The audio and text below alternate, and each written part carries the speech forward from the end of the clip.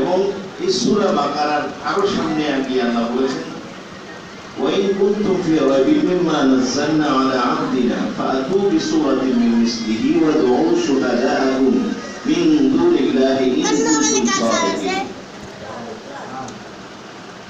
আল্লাহ রাব্বুল আলামিন বলতেছেন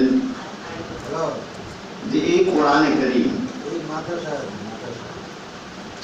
যার মধ্যে সন্দেহ নাই,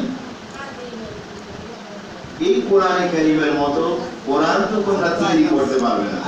এই কোরআনের মতো কোরআন তৈরি করার মতো ক্ষমতা তোমাদের নেই, বরঞ্চ তোমরা কি করো, এই কোরআনে কারীমের একটা সূরা অথবা সূরার অংশ তোমরা তৈরি করো, যদি তোমরা তোমাদের কথায় সত্যবাদী হয়ে থাকো।